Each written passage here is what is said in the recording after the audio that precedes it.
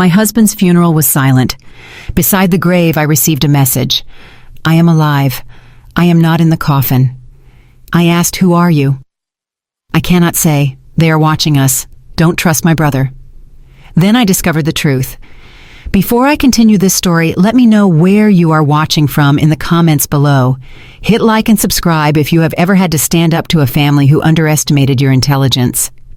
The rain at Lakeview Cemetery in Seattle did not wash away the grief. It only made the mud slicker and the atmosphere heavier.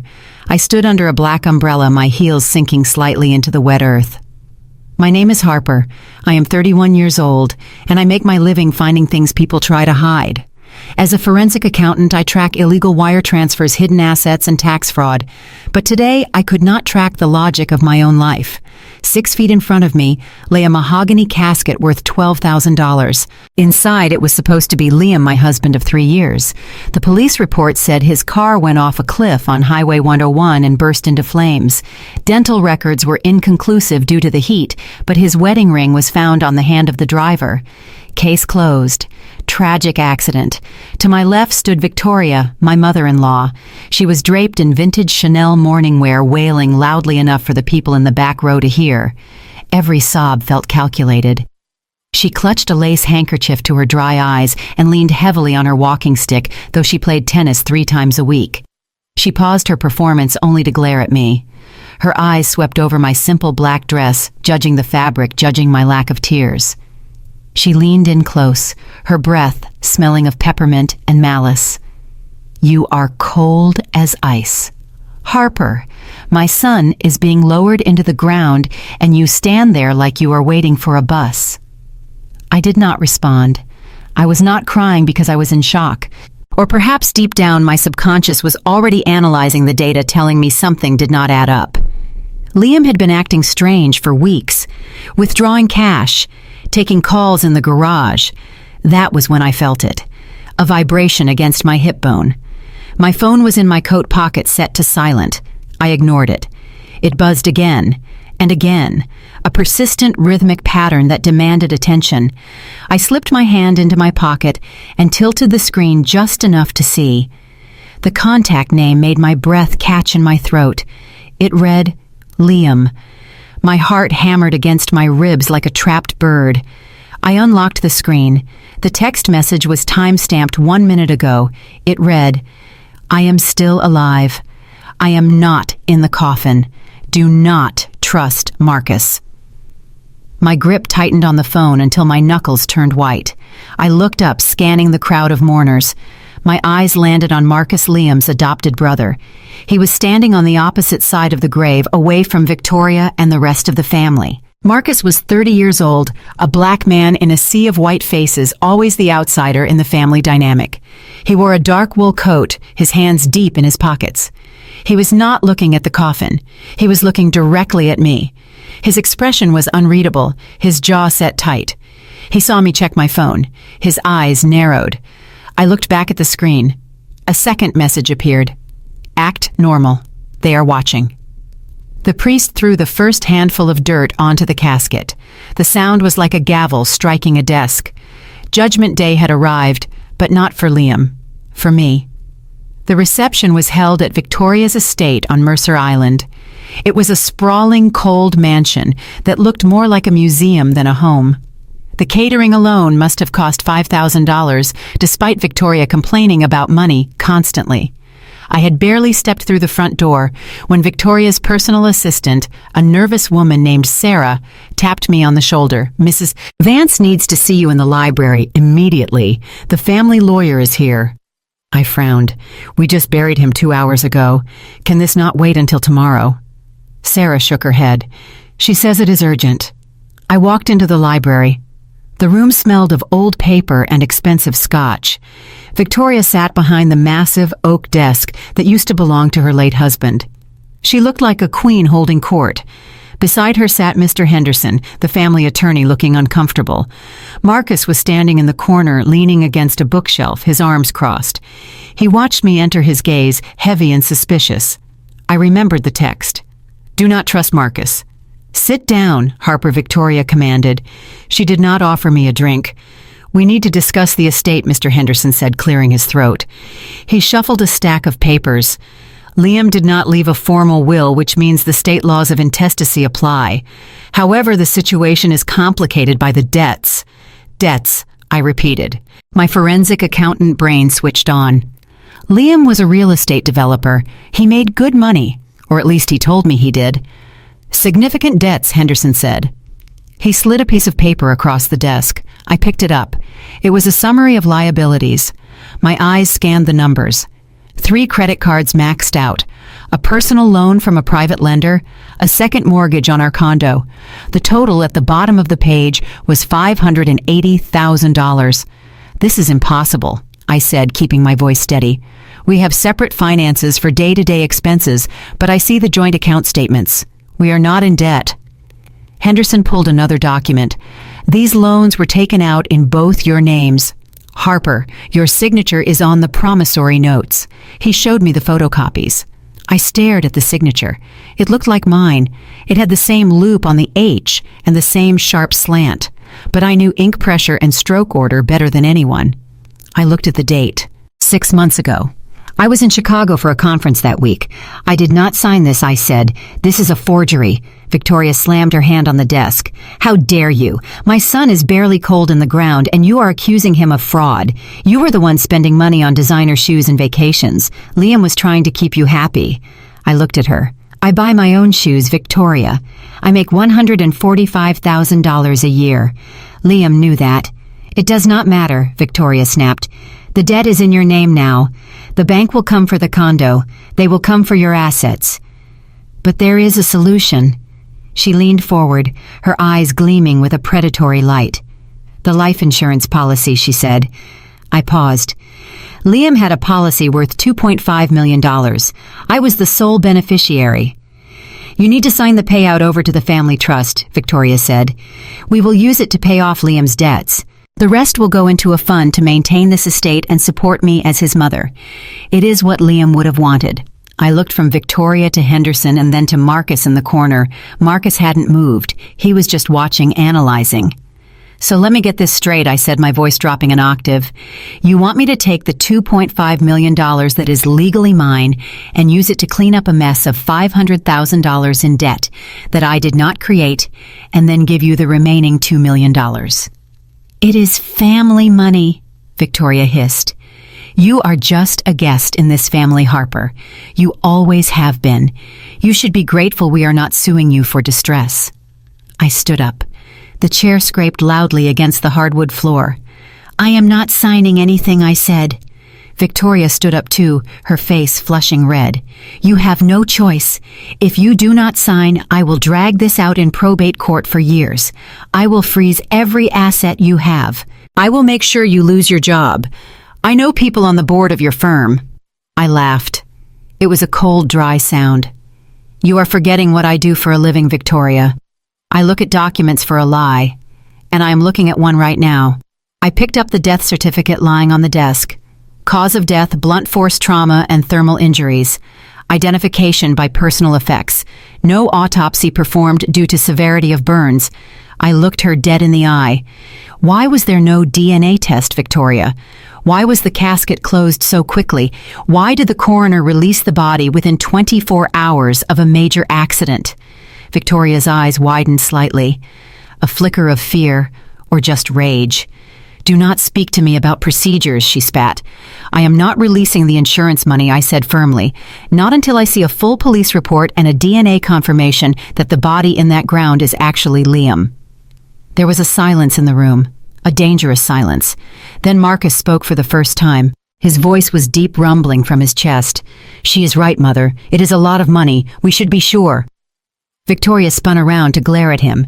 "Shut up, Marcus. Nobody asked you. Go check the security gate." Marcus looked at me one last time, his face impassive, and left the room. I turned back to Victoria. "I am leaving. Do not contact me unless it is through my lawyer.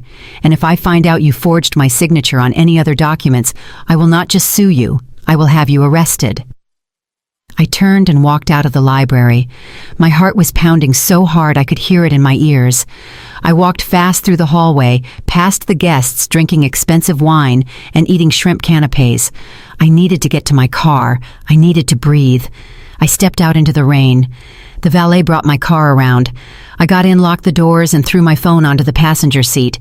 It lit up again. Another text from Liam. "Good job. You stood up to her. Now go home. Check the safe in the floor of the master closet. The combination is the date we met." I stared at the phone. My hands were shaking. If this was a prank, it was cruel. If it was real, then my entire life was a lie. I put the car in drive and sped away from the mansion, watching the iron gates close in my rearview mirror. I did not know where Liam was. I did not know if Marcus was a friend or an enemy. But I knew one thing. The numbers didn't add up, and until they did, I wasn't paying anyone a single dime. My penthouse apartment in downtown Seattle usually felt like a sanctuary. It was a glass box floating 30 stories above the city, insulated from the noise and the grime. But tonight, as the rain lashed against the floor-to-ceiling windows, it felt like a cage. I threw my keys on the granite island and didn't bother turning on the main lights. The glow of the city skyline was enough. I went straight to my home office and locked the door behind me. I sat down in my ergonomic chair and woke up my workstation. 3 monitors hummed to life, casting a cool blue light across the room. I took a deep breath. The grieving widow was gone. Harper, the forensic accountant, was clocking in. I cracked my knuckles and opened my secure terminal. If Liam was alive, he needed money. You cannot run, you cannot hide, and you certainly cannot fake your own death without liquid assets. Victoria said he was broke. The bank statement said he was in debt. But I knew Liam. He was a narcissist, and narcissists always have a stash. I started by pulling the raw data from our joint accounts, the ones I supposedly had access to. Nothing unusual there. Just the mortgage payments, utilities, and his car lease.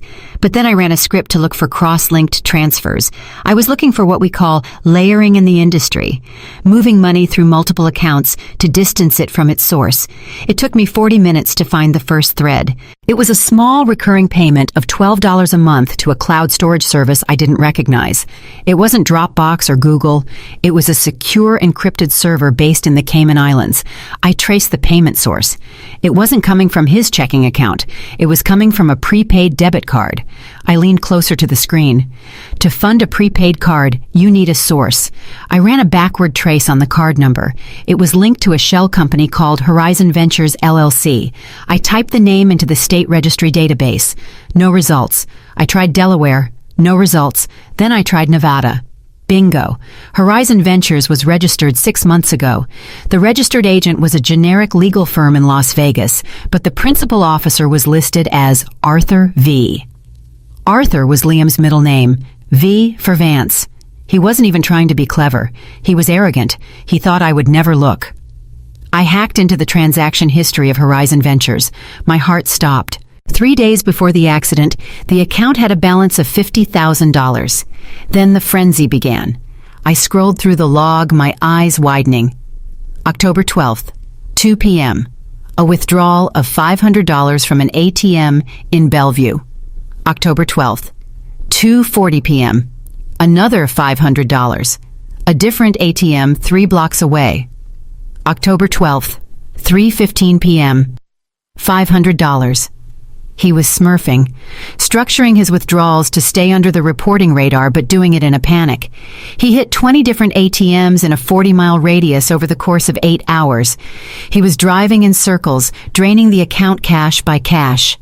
I pulled up a map and plotted the coordinates of the ATM withdrawals. They weren't random. They formed a clear path heading south towards Tacoma. Total cash withdrawn in 24 hours was $45,000. Where was the money, Liam? I kept digging. I looked at the remaining $5,000 in the account. It was used for a single online purchase on a travel aggregator site. I decrypted the receipt. One-way ticket, SeaTac to Tocumen International Airport, Panama City. Passenger name David Stone. Date of travel, October 15th. October 15th was today. The flight left in 3 hours. I checked the airline's live manifest. I had back-end access thanks to a fraud case I worked on for Delta last year. I searched for David Stone. Status not checked in. He wasn't on the plane. He missed his flight. Or maybe he never intended to take it. Maybe David Stone was just another decoy like the empty coffin. I sat back in my chair, the silence of the apartment pressing in on me. $45,000 in cash. A fake identity. A ticket to Panama. This wasn't a sudden mental breakdown. This was a premeditated exit strategy. Liam had been planning to leave me for months. The debt, the pressure from his mother, it was all smoke. He was cashing out. But why text me? Why risk everything to tell me he was alive? I looked at the time on my monitor. It was 1:58 a.m. My eyes were burning. I needed coffee. I stood up and stretched my joints popping. Then I heard it. Boom, boom, boom. 3 heavy, violent knocks on my front door. I froze. My apartment was the only one on the 30th floor. You needed a key card to access the elevator. The doorman Henry never let anyone up without calling me first. I stayed silent, barely breathing. Boom, boom, boom. The knocking was louder this time, more desperate. Harper, open the door. The voice was muffled by the heavy steel reinforced door, but I recognized it instantly. It was low, deep, and terrifying. It was Marcus. I remembered the text message glowing on my phone screen in the rain. Do not trust Marcus. I crept out of the office and into the hallway, staying in the shadows. I didn't turn on the lights. I moved towards the foyer, my socks sliding silently on the hardwood. I peered through the peephole. The hallway light was flickering. Marcus was standing there. He looked deranged. His wool coat was soaked through dripping water onto my welcome mat. His hair was plastered to his forehead. He was looking over his shoulder, scanning the elevator bay, his eyes wide and wild. Harper, I know you are in there. I saw the light from your office. He pounded on the door with his fist again. The sound vibrated through the wood and into my chest. Open the door. You are in danger. We have to go. Now. I backed away, my hand trembling as I reached for my phone. Why was he here? How did he get past the doorman? Did he hurt Henry? I am not in the coffin. Don't trust my brother. Liam's warning echoed in my head. Liam was a liar and a thief, but Marcus was the one standing at my door in the middle of the night, looking like he had just run a marathon through a hurricane. Go away, Marcus, I shouted through the door. I have a gun. I didn't have a gun. I hated guns. But he didn't know that. Open the damn door, Harper. They are coming. You don't understand. Liam isn't who you think he is. I dialed 911. My thumb hovered over the call button. I am calling the police, Marcus. Leave. Marcus slammed his forehead against the door. I heard him groan. It sounded like frustration or maybe pain. Don't call the police. The police will alert them. Harper, please, just listen to me. I pressed the call button. 911, what is your emergency? There is a man trying to break into my apartment, I whispered, my voice shaking. 300 Pike Street, penthouse. He is aggressive. I think he has a weapon. Ma'am, officers are dispatched. Is the man known to you? It's my brother-in-law, I said. His name is Marcus Vance. I heard a chime from the elevator in the hallway. Marcus heard it too. He spun around. I saw his back through the peephole. He stiffened. Damn it, he hissed. He turned back to my door one last time. Check the garage records, Harper. Check the damn garage. Then he ran. I watched him sprint down the fire escape stairwell, disappearing just as the elevator doors slid open. 2 uniformed officers stepped out, guns drawn, but the hallway was empty. Only a puddle of rainwater remained where Marcus had stood. I slid down the wall, clutching my phone to my chest. The operator was still talking in my ear, but I wasn't listening. Check the garage. My mind raced back to the forensic audit. I had checked the bank accounts, I had checked the credit cards, but I hadn't checked the physical logs of our building. I crawled back to my office, my legs feeling like jelly. I pulled up the building management portal. As the owner of the penthouse, I had administrative access to the security logs. I filtered for the parking garage. Gate B. I searched for Liam's key fob ID. Entry October 12th, 8 p.m. Exit October 12th, 8:30 p.m. But then I saw it. The anomaly.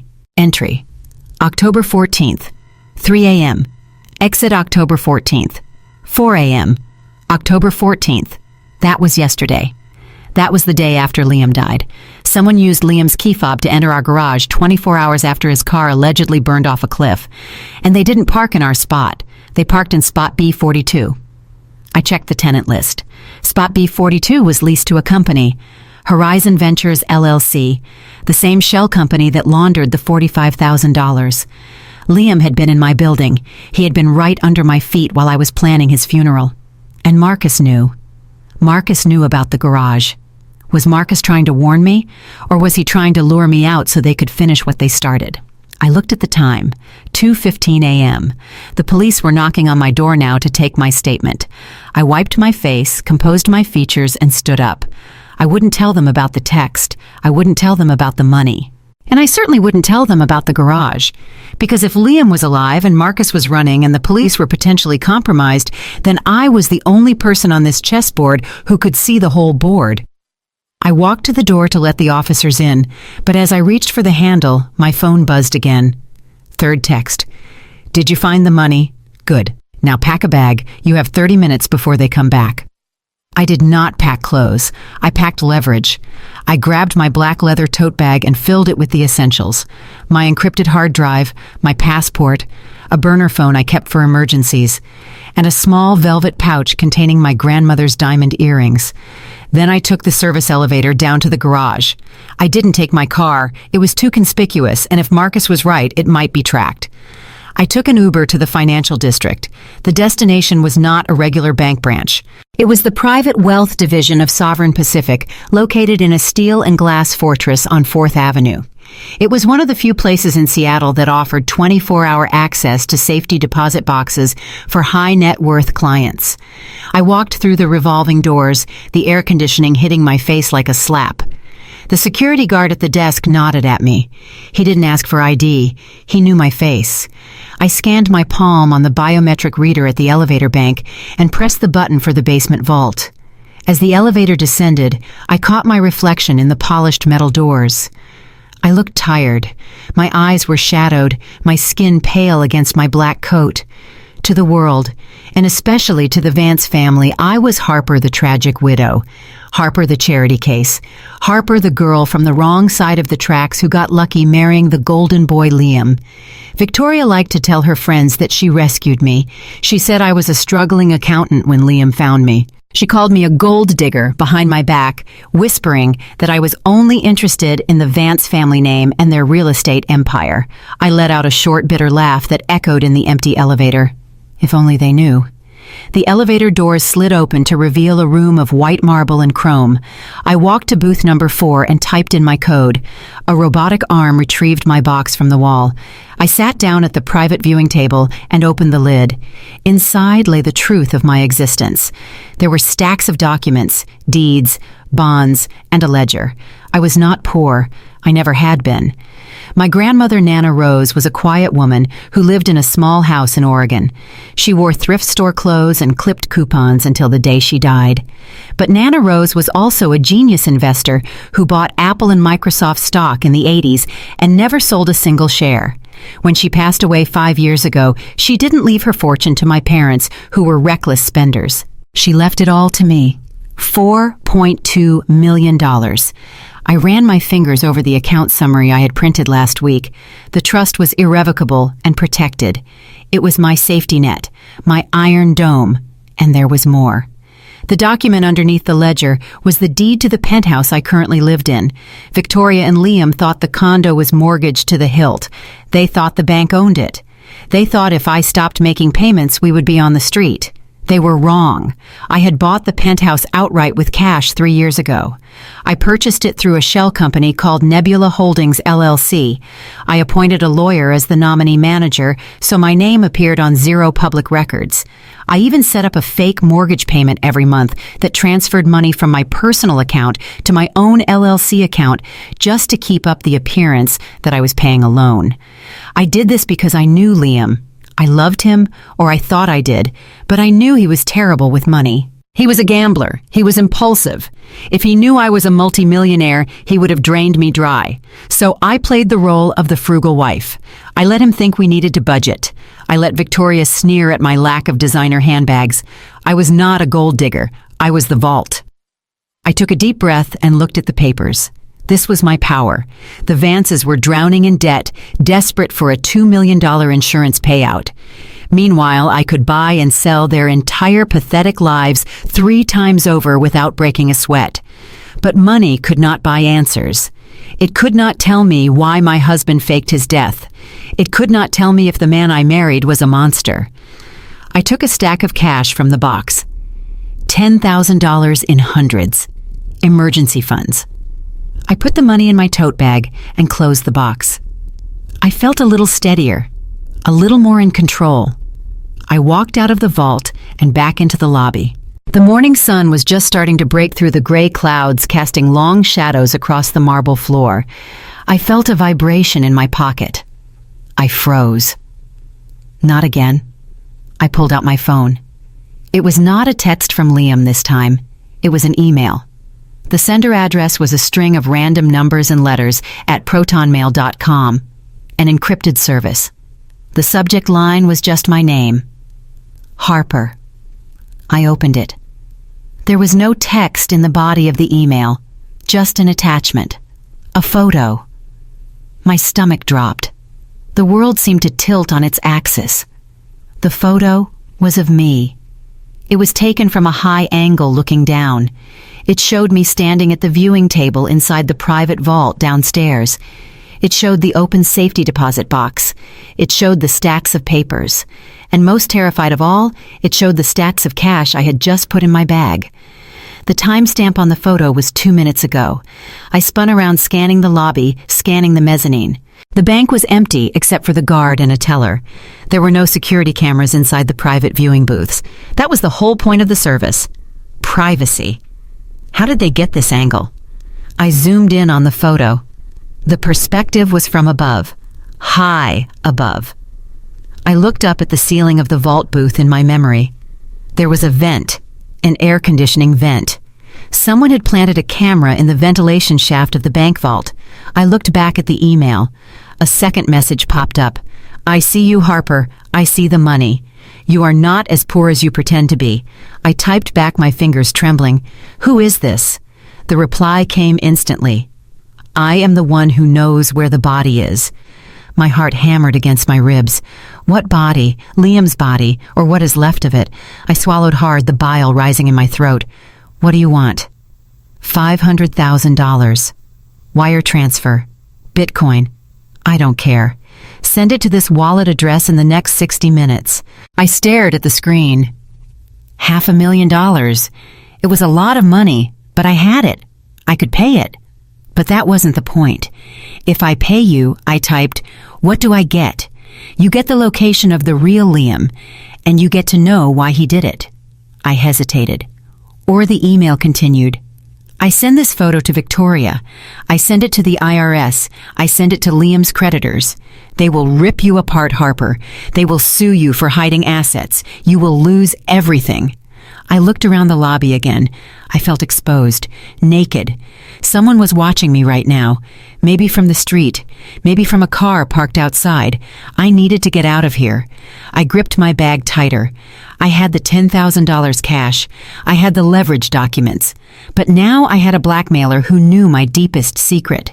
I walked toward the exit, my heels clicking loudly on the floor.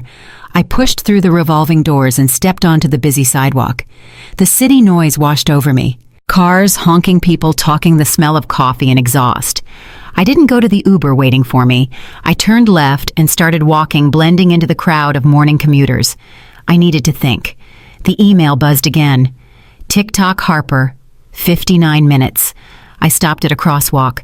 I looked at the reflection in a shop window. I didn't see a victim. I saw a woman who was done playing games. You want to play hardball? I whispered to myself. Fine. I forwarded the email to a secure server I used for work. Then I opened a new tracking program on my phone. I wasn't going to pay the ransom. I was going to hunt the hunter. I returned to my building with the weight of the blackmail email pressing against my chest. The morning traffic in Seattle was gridlocked, a sea of red brake lights reflecting on the wet pavement, but my mind was moving faster than any car. I had a blackmailer watching my every move. I had a husband who was supposedly dead, but wandering around Panama. And now, as the elevator doors opened onto the 30th floor, I realized I had another problem. The sound hit me first. It was the screech of a power drill boring into metal. I stepped into the hallway and stopped cold. There was a man in blue coveralls kneeling in front of my apartment door. He was attacking the lock mechanism with a heavy-duty drill. Standing over him, tapping her foot impatiently in a pair of Gucci loafers, was Victoria. She was not wearing morning clothes anymore. She was wearing a structured beige trench coat and carrying an oversized tote bag, the kind you bring when you plan to loot a place. I walked forward, my heels striking the marble floor with deliberate force. "What do you think you are doing?" I asked. My voice was calm, but it echoed loudly in the corridor. The locksmith jumped. He pulled the drill back, looking terrified. He was a young guy, maybe 25, with the name Dave stitched on his pocket. He looked from me to Victoria. "Besses. Vance," he stammered. "You said the resident was deceased." "She is not deceased," I said, staring straight at Victoria. "She is standing right here." Victoria turned slowly. Her face was a mask of cold fury. She didn't look embarrassed to be caught breaking and entering. She looked annoyed that I had interrupted her schedule. "I am retrieving my son's property," Victoria announced. She gestured to the door. "This is Liam's home. As the executor of his estate, I have a legal right to enter and secure his assets. You have been ignoring my calls, Harper. I assumed you had skipped town to avoid your debts." I looked at the drill marks on my mahogany door. It was ruined. That door cost $4,000. "You assumed wrong," I said. "And you are not the executor of the estate, Victoria. There is no will. That means I am the administrator until a court says otherwise." Victoria laughed. It was a harsh barking sound. "You are nothing but a squatter," she spat. "Liam paid for this apartment. He paid for the furniture. He paid for the clothes on your back. I am not going to let you sell his things to pay off your credit cards." She turned back to the locksmith. "Keep drilling, Dave. I will pay you double." Dave looked at me. He looked at the key in my hand. He started packing up his tools. "I cannot do this," Lady Dave said. "If she lives here, this is a police matter. I am not getting arrested for burglary." Coward, Victoria hissed at him. She stepped toward me, closing the distance. She was taller than me in her heels, and she used that height to try and intimidate me. She loomed over me, smelling of expensive perfume and entitlement. "Give me the key, Harper. Now.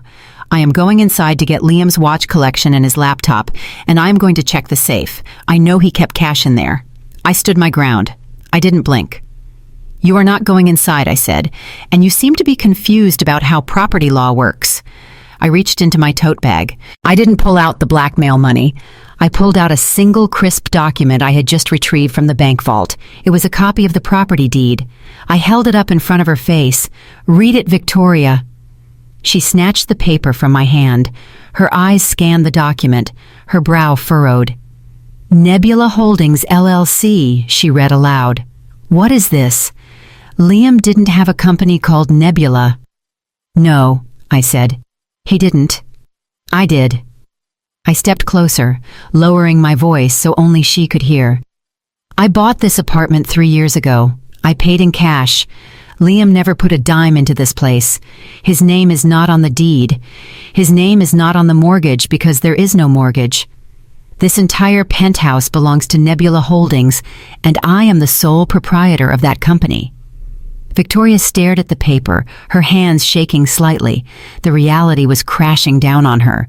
The narrative she had built for years, that I was the poor charity case and her son was the provider, was dissolving in ink and paper. "This is a lie," she whispered. "Liam told me he bought this. He told me it was an investment." "Liam lied to you," I said, "just like he lied about his gambling debts, just like he lied about being a success. You are standing on my property, Victoria. Not Liam's. Mine." I took the paper back from her stunned fingers. "You have 5 minutes to leave my building," I said. "If you don't, I will call the police and press charges for attempted burglary and destruction of property, and I will make sure Dave here testifies against you." Victoria's face turned a violent shade of red. The veins in her neck stood out. She was losing control. Narcissists cannot handle losing control. They cannot handle being exposed as inferior. She looked at the locksmith who was backing away toward the elevator. She looked at the ruined door. Then she looked at me. "You ungrateful little witch!" she screamed. She swung her hand. It happened fast, but I saw it coming. I didn't dodge. I let it happen. Smack. Her palm connected hard with my left cheek.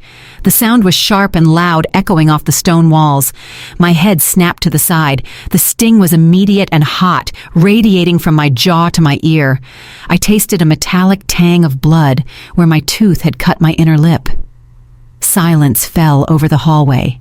Dave gasped. He dropped his drill bag. I kept my face turned for a second, letting the pain register. Then slowly, I turned back to look at her. I didn't cry. I didn't scream. I didn't raise my hand to strike her back. I smiled. It was a cold, terrifying smile. Victoria was breathing heavy, her chest heaving. She looked at her own hand, then at me, waiting for me to break. She wanted tears. She wanted a catfight. She wanted me to be the emotional wreck she always claimed I was. Instead, I raised my hand and pointed to the ceiling corner above my door. A small black dome lens blinked with a tiny red light. "Thank you," I said softly. Victoria followed my finger. Her eyes widened in horror. "I had that installed last week," I said. 4K resolution, audio recording enabled. It uploads directly to the cloud. I pulled out my phone and tapped the screen. I held it up so she could see. The video clip was already there. It showed her screaming. It showed the swing. It showed the impact. "That is assault and battery, Victoria." I said, my voice clinical and detached. "In the state of Washington, that is a gross misdemeanor, potentially a felony given your intent to burglarize the property." Victoria took a step back. She looked small now. The grand matriarch had vanished, replaced by a frightened old woman who knew she had gone too far. "You wouldn't," she stammered. "I am your family." I touched my stinging cheek. "No," I said. "You are the mother of a man who left me with nothing but questions, and now you are a liability." My phone buzzed. It was my lawyer. I had texted him the moment I saw the locksmith. I answered on speakerphone. "Harper, are you okay?" His voice boomed. "I got the alert from your security system. Police are 2 minutes out." I looked at Victoria. Her face went pale. She clutched her tote bag to her chest. "I am fine, Michael," I said, never breaking eye contact with her. "But Mrs. Vance was just leaving. She made a mistake. She thought she owned the place." I hung up. "Run, Victoria," I whispered, "before the elevator brings the cops up." She didn't argue. She didn't make a speech. She turned and fled. She ran toward the stairwell because the elevator was too slow, her expensive loafers clattering frantically on the steps. Dave the locksmith stood there holding his drill. "I am so sorry, ma'am," he said. "She showed me a death certificate. I didn't know." "Send me the bill for the door repair," I said tiredly. "Send it to the Vance estate. She will pay for it." I unlocked my door and stepped inside. My sanctuary. I locked the deadbolt. Then I engaged the secondary chain. I leaned back against the wood and let out a long, shaky breath. My cheek was throbbing. I walked to the mirror in the foyer. There was a bright red handprint on my skin. It would bruise. Good. I needed the bruise. It was collateral. It was leverage. I went to the kitchen and grabbed a bag of frozen peas from the freezer. I pressed it against my face. The cold was shocking, but it helped clear my head. I had won the battle, but the war was just starting. Victoria knew the truth about the apartment now. She knew I had money. She would tell the family. She would tell the creditors. The secret I had kept for 3 years was out. But that didn't matter anymore, because I had something more important to deal with. I walked into my office and sat down at my desk. I pulled up the email from the blackmailer again. 59 minutes had passed. I had 1 minute left. I didn't send the money. Instead, I opened a terminal window. While I was at the bank, I had forwarded the tracking pixel from the email to a friend of mine at the bureau. He owed me a favor. The trace was complete. The email didn't come from Panama. It didn't come from a hacker in Russia.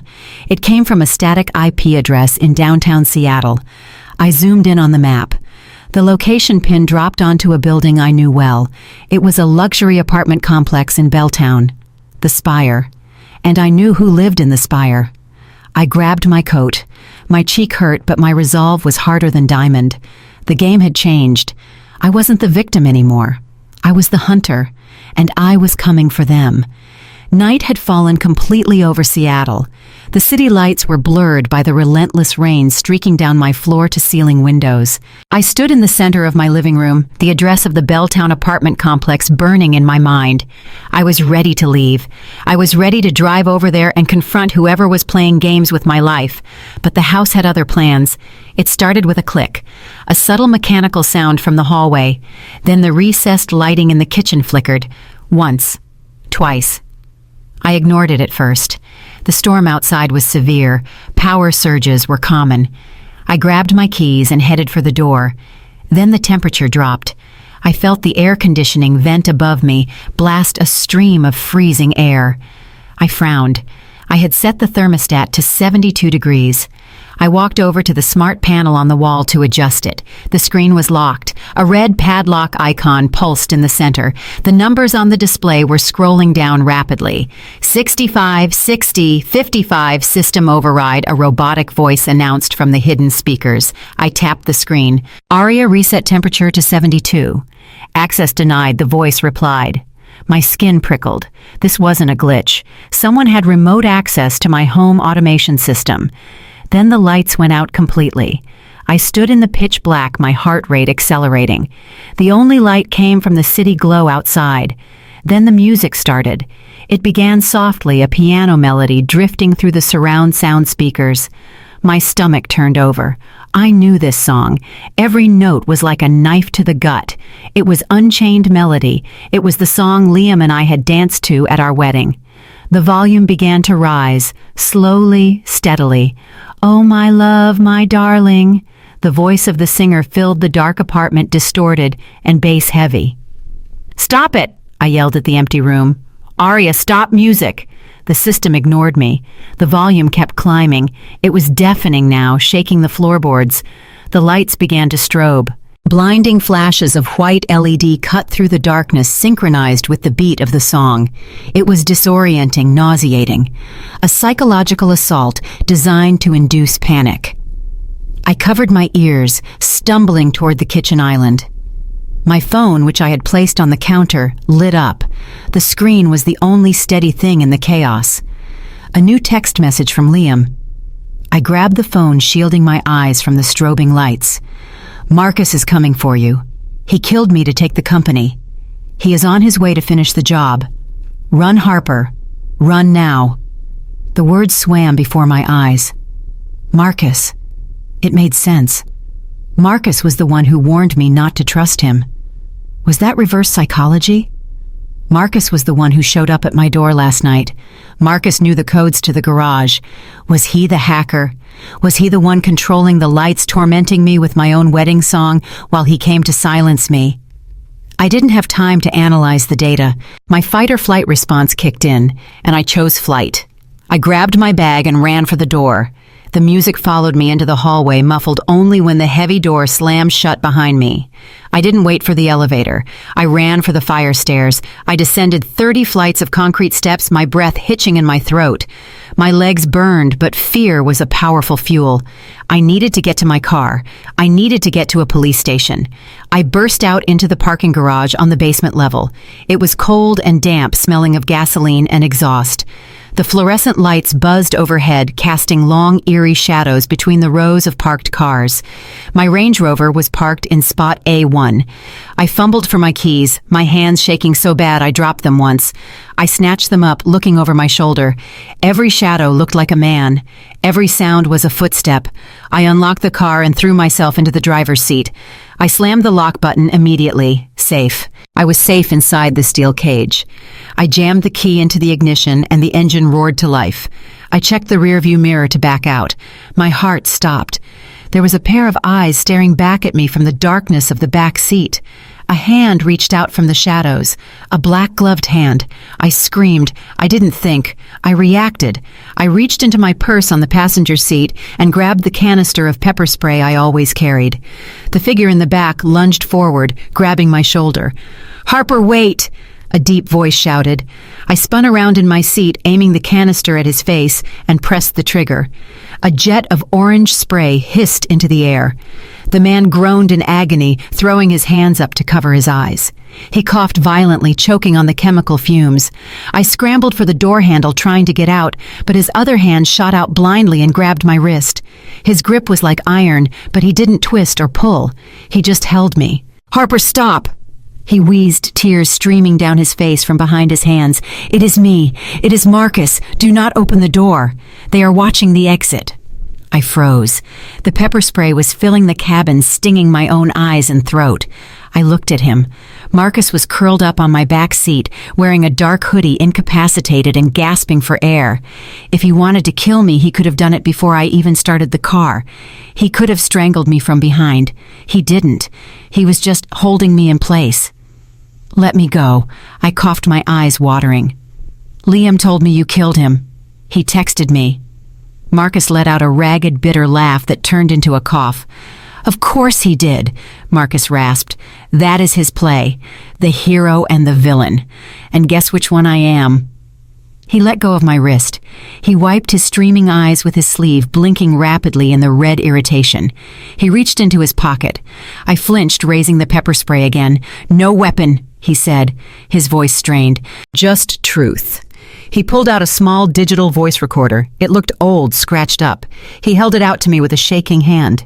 "He is not dead, Harper. And I didn't kill anyone. Liam is setting us up, both of us."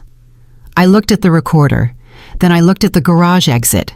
No one was coming. The garage was silent. "Why were you hiding in my car?" I asked, keeping the spray aim steady. "Because your apartment is bugged," Marcus said, spitting out the taste of the pepper spray. "And your phone is cloned. This is the only place I could talk to you without him hearing." Him. "Liam, play it," I whispered. Marcus pressed the play button. The audio was clear, high quality. It sounded like it was recorded in a car or a small room. I recognized the first voice immediately. It was Liam. But it wasn't the Liam I knew. It wasn't the charming, soft-spoken husband who brought me flowers.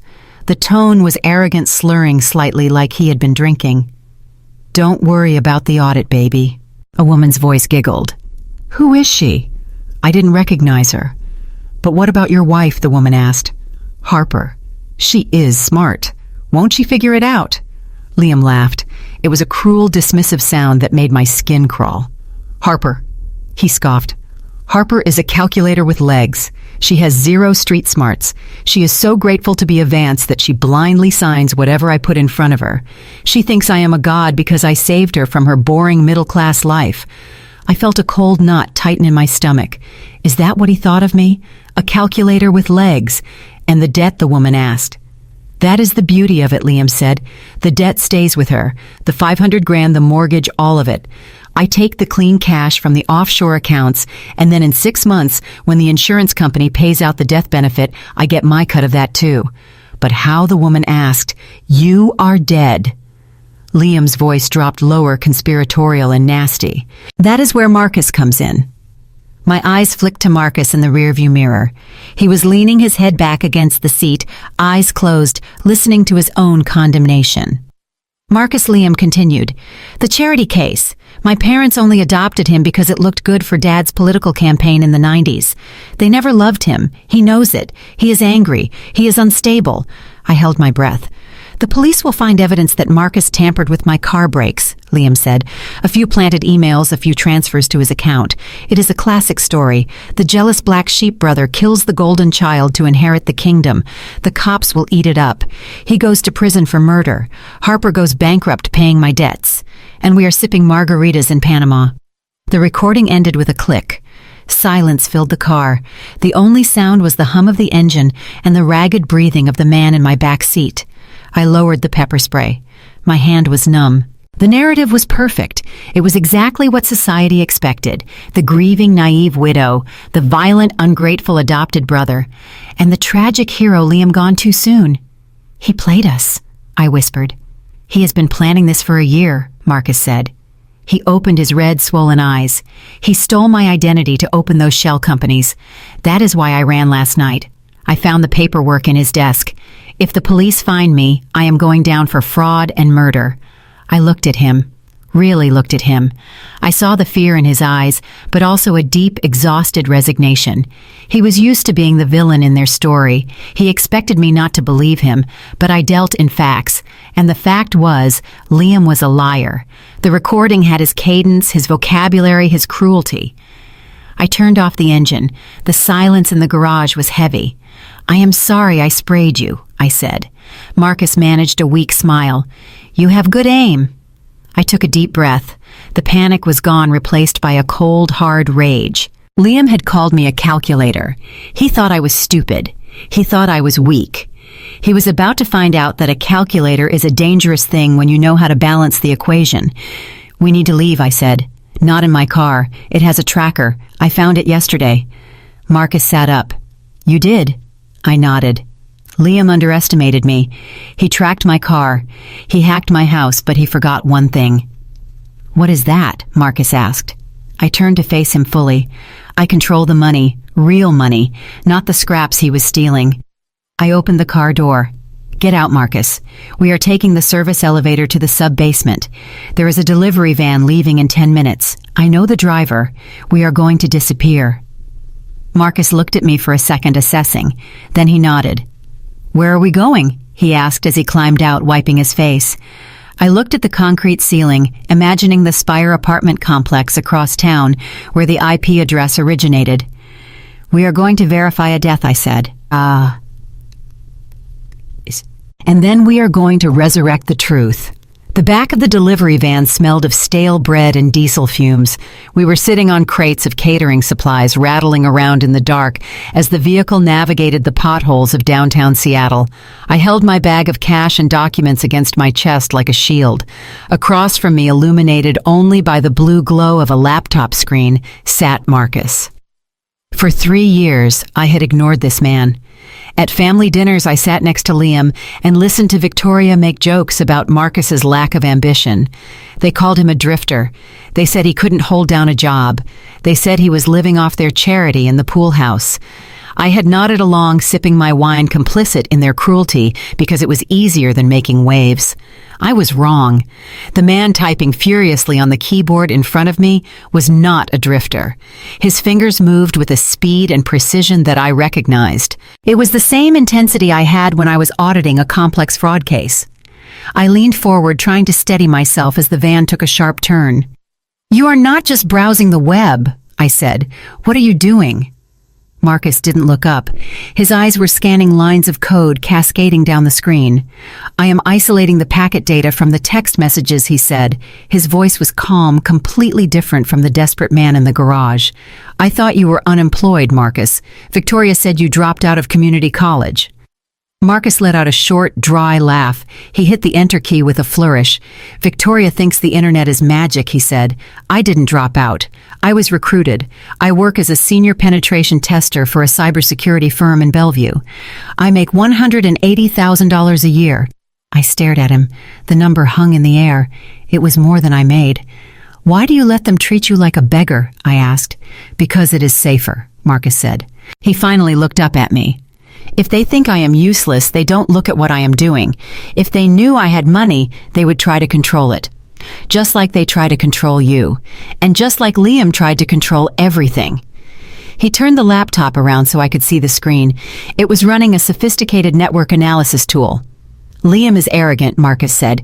"He thinks he is the smartest person in the room. But he is sloppy with his digital footprint. He thinks using a burner phone makes him invisible." Marcus pointed to a map on the screen. A red dot was pulsing. "What is that?" I asked. "That is the geolocation of the device that sent you the 'I am alive' texts," Marcus explained. He used a VPN to mask his IP address, routing it through a server in Panama to fit his cover story. But he made a mistake. He reconnected to a local Wi-Fi network to save data. I leaned closer. The map showed a specific location in North Seattle. "That is not Panama," I whispered. "No," Marcus said. "That is the Emerald City Motel on Aurora Avenue. It is a dive. Cash only, no questions asked. I knew the place. It was a haven for drug deals and prostitution. It was exactly the kind of place a dead man would hide while he waited for his money." I sat back the crate, digging into my spine. The pieces of the puzzle were starting to lock together. "He is waiting for the insurance," I said. Marcus nodded. $2.5 million.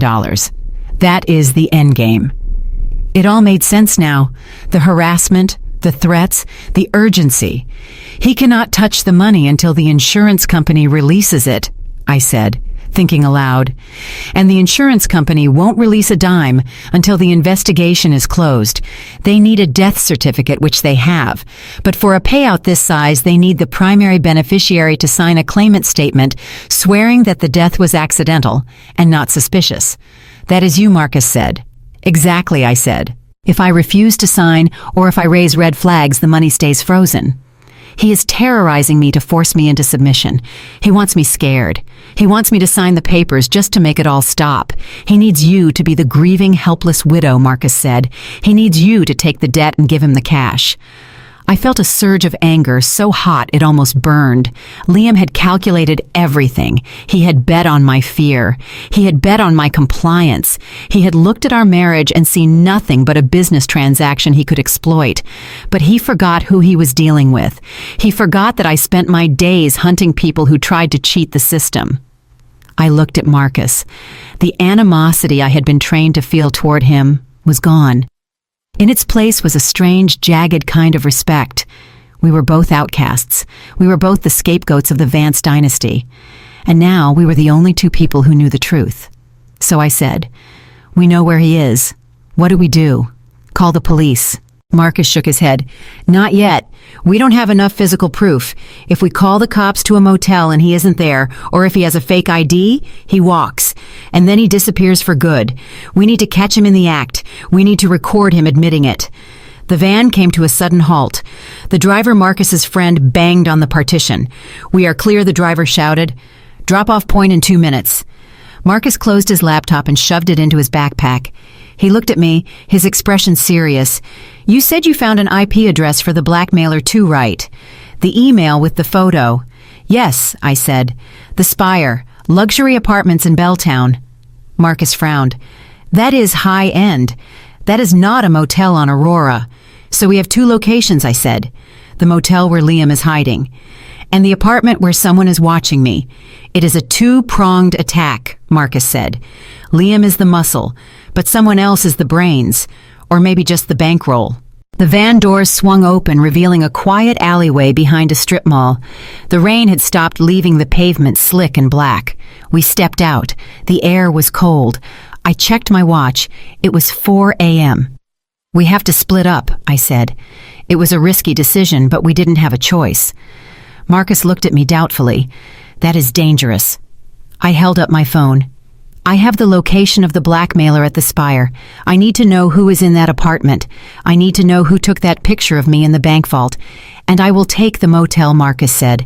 "I will set up surveillance. If Liam moves, I will know." I reached into my bag and pulled out a stack of cash, $5,000. I handed it to Marcus. "Get a rental car," I said, "something nondescript. And buy some gear, if you're going to watch him do it right." Marcus took the money. He didn't say thank you. He didn't have to. We were partners now. Investors in a venture called revenge. "Be careful, Harper," he said. "Whoever is in that apartment knows you. They know your secrets." I adjusted my coat, feeling the weight of the pepper spray in my pocket. "I am counting on it," I said. I watched Marcus walk away toward the main road to find a cab. I turned in the opposite direction. I had an appointment in Belltown. Liam wanted me to sign a paper. I was going to sign it all right, but I was going to sign it with a pen that would rewrite his entire future. I pulled up the Uber app on my burner phone. Destination the Spire. I wasn't running anymore. I was auditing, and the Vance family was about to fail the inspection. I stood under the awning of a coffee shop across the street from the Spire apartments. The rain was coming down in sheets now, a relentless Seattle gray that washed the colors out of the world. It was the perfect weather for a surrender, or at least the performance of one. I checked my burner phone. Marcus was presumably in position at the motel in North Seattle. I was alone in Belltown. I had the location of the blackmailer, but I couldn't breach the tower yet. I needed to neutralize the immediate threat. I needed to get Victoria off my back so she wouldn't alert Liam that I was fighting back. I needed to play the role they wrote for me, the weak, terrified widow. I took a deep breath, mentally shedding the armor of the forensic accountant. I let my shoulders slump. I messed up my hair, letting wet strands stick to my face. I rubbed my eyes until they were red and irritated. Then I dialed Victoria's number. She answered on the first ring. She was probably expecting me to be in jail or in a hospital. "Harper," she snapped. Her voice was sharp, impatient. "Where are you? The police came to the penthouse and you were gone. You are making this very difficult for yourself." I let a sob escape my throat. It was a ragged, pathetic sound. I channeled the fear I felt in the garage, the terror of the moment I sprayed Marcus. "Victoria, please," I cried into the phone. "You have to make him stop." "Make who stop?" she asked, her tone shifting instantly from anger to curiosity. "Marcus," I stammered. "He is crazy. He was in my car. He tried to grab me. He kept saying Liam is dead and it is all my fault. I cannot do this anymore. I am scared, Victoria. I just want it to end." There was a pause on the other end of the line, a calculating silence. I could almost hear the gears turning in her head. She saw an opening. A broken enemy is an obedient enemy. "Where are you now?" she asked, her voice dropping to a faux, soothing register. "I am at the Starbucks on 4th and Vine," I said, my voice trembling. "I have the papers, the insurance claim forms. I will sign them. I will give you the money. Just tell Marcus to leave me alone. Please." I held my breath. This was the gamble. If she called the police, I was done. If she called Marcus thinking he was actually the villain, the lie would hold. But if she came herself, it meant she was greedy enough to want to witness the victory personally. "Stay right there," she said. "Do not move. I am 10 minutes away." The line went dead. I lowered the phone and wiped the fake tears from my face. My expression hardened. "Got you." I walked into the coffee shop and ordered a black tea. I sat at a corner table facing the door. I pulled the insurance documents out of my tote bag. I had printed them earlier at the bank just in case. They were standard claimant forms, assignment of benefits, irrevocable transfer of funds. If I signed these correctly, Victoria and Liam would get $2.5 million tax-free within 30 days, and I would be left with the debt. I reached into my bag and pulled out a pen. It wasn't just any pen. It was a Mont Blanc rollerball that Liam had given me for our first anniversary. He had engraved his initials on it. It was a symbol of his ownership. But I wasn't going to use that pen. I reached deeper into the lining of my bag and pulled out a cheap blue ballpoint pen I had picked up from the bank counter. It looked standard. It wrote in standard blue ink. But for what I was about to do, the ink didn't matter. The letters did. 10 minutes later, a black Mercedes pulled up to the curb. Victoria stepped out. She didn't have an umbrella, but she didn't care. She marched toward the coffee shop with a look of grim determination. She spotted me in the corner and made a beeline for my table. She sat down opposite me, not bothering to take off her wet coat. She looked at me with a mixture of pity and triumph. "You look terrible, Harper," she said.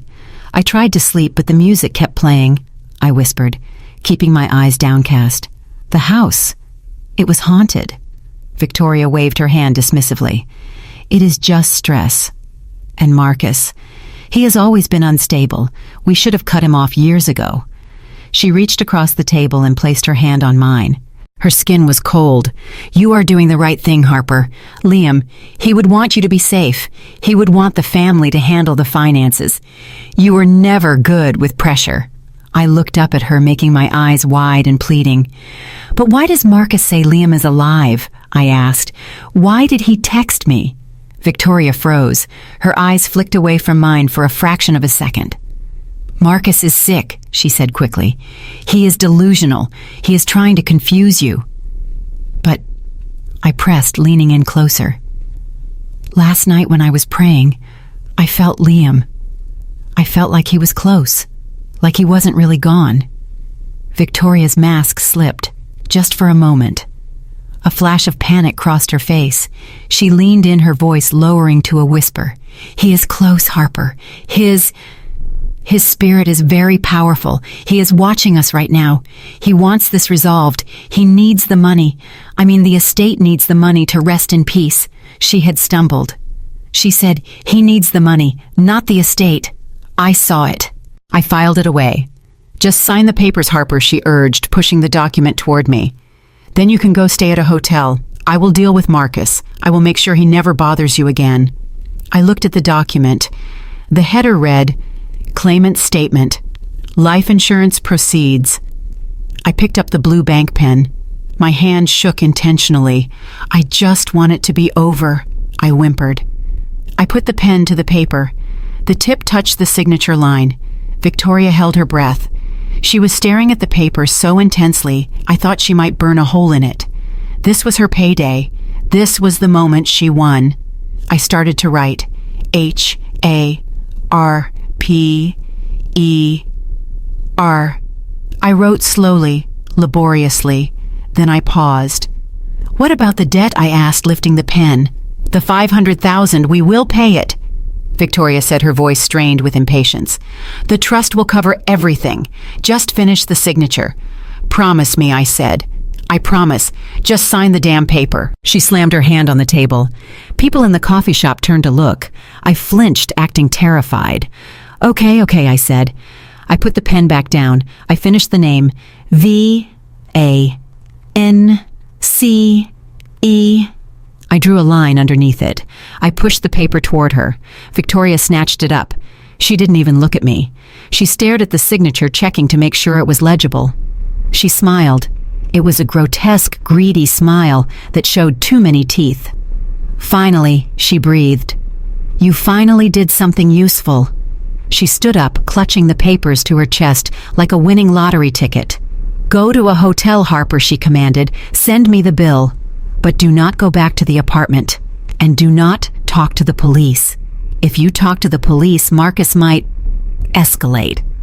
She turned and walked out of the coffee shop, her heels clicking on the tile. She got back into her Mercedes and sped away into the rain. I watched her go. I took a sip of my tea. It was cold, but it tasted sweet. Victoria Vance was a shark in business, but she didn't pay attention to the details. She only looked at the bottom line. She saw a signature and she stopped looking. I looked down at the imprint my pen had left on the napkin underneath the document. I had signed my name, yes.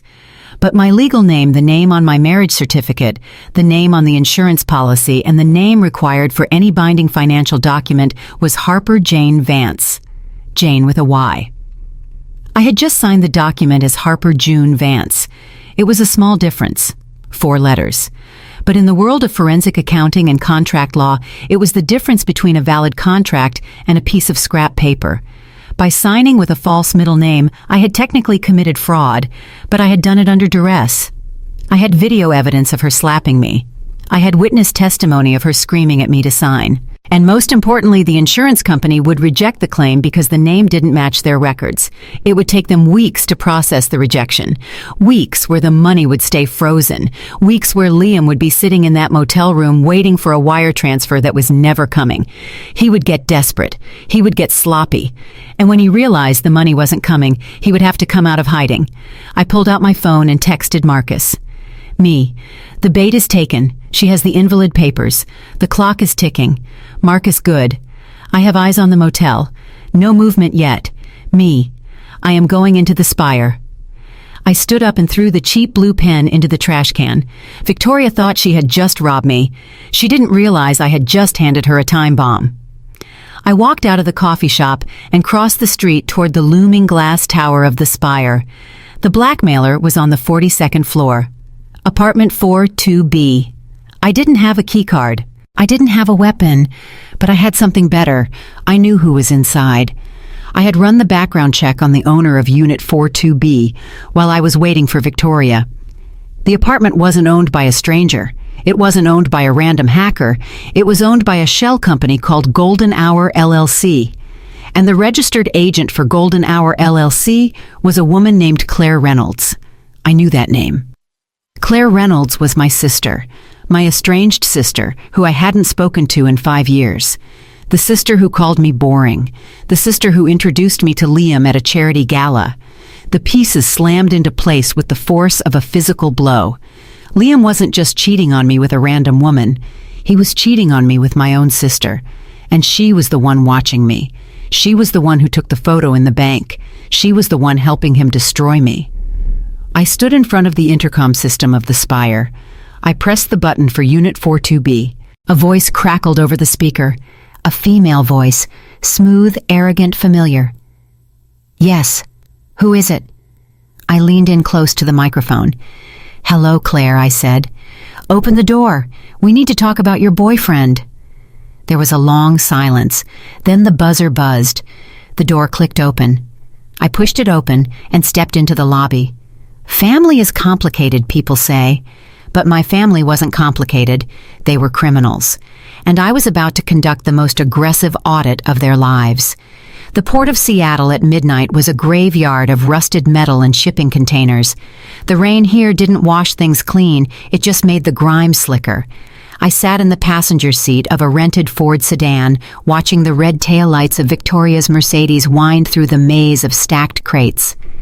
Marcus was driving, his hands relaxed on the wheel, his eyes tracking the prey. We were at Terminal 18, a defunct section of the harbor that was slated for demolition. It was the perfect place for a dead man to conduct business. No cameras, no patrols, just the sound of the dark water slapping against the pylons and the distant hum of the city that Liam thought he had outsmarted. "She is stopping," Marcus said softly. Ahead of us, the Mercedes pulled into an open bay of a large corrugated metal warehouse. The headlights cut through the darkness, illuminating dust motes dancing in the air. Victoria killed the engine. I checked my phone. I had set it to record audio and upload it directly to the cloud server. This was it. The confrontation I had been rehearsing in my head for 3 days. We parked the car behind a stack of pallets and moved in on foot. The warehouse smelled of diesel, rotting wood, and fish.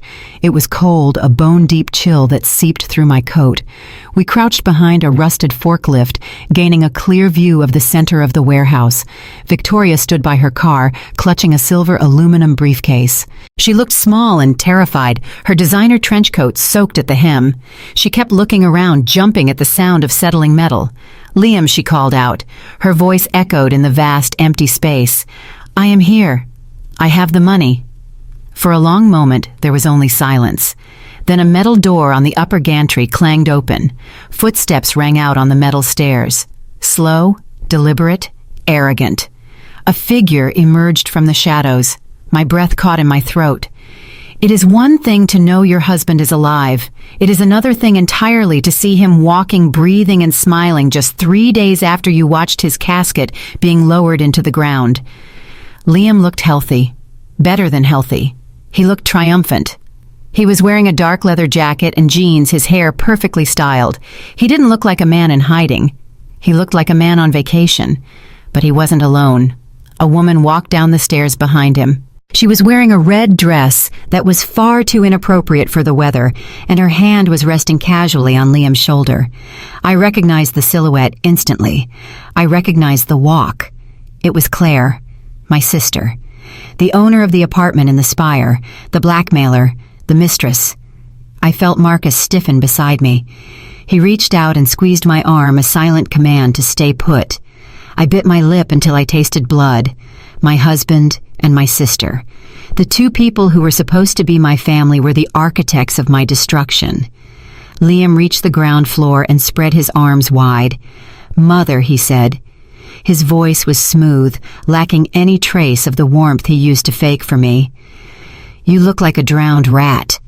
Victoria took a step forward, trembling. "Liam," she sobbed. "Oh my God, it is really you." She reached out to hug him, but Liam stepped back, holding up a hand. "Don't touch the merchandise, Mother," he sneered.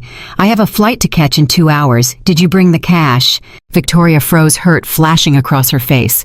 She lowered her arms. Yes. I emptied the safe in the library. $200,000, just like you asked, and Harper signed the insurance papers. I saw her do it, Good Liam said. He looked at Claire and winked. "See, babe, I told you. Harper is a pushover. She probably thanked you for letting her sign it." Claire laughed. It was a cruel tinkling sound. "She is so pathetic. I watched her on the camera in the bank. She looked like a scared little rabbit." Victoria looked between them, confused. "Claire," she stammered, "what are you doing here? I thought you were in Europe." Claire smirked. Walking up to stand beside Liam, she slid her arm around his waist and rested her head on his chest. Europe is boring, Victoria. Panama is much more fun, especially with $20 million. Liam kissed the top of her head. He looked at his mother with pure contempt. We are leaving, Mother. The insurance money will clear in 30 days. You will wire it to the account number I gave you. If you don't, I will release the photos of you cooking the books for Dad's campaign back in the 90s. Victoria gasped. You wouldn't. I am your mother. I did everything for you. I helped you fake this. Wait. Victoria stopped. She looked at the aluminum briefcase in her hand, then back at Liam. You didn't tell me Claire was part of this, Victoria said, her voice hardening slightly. You said it was just us. You said we were protecting the family legacy from Harper.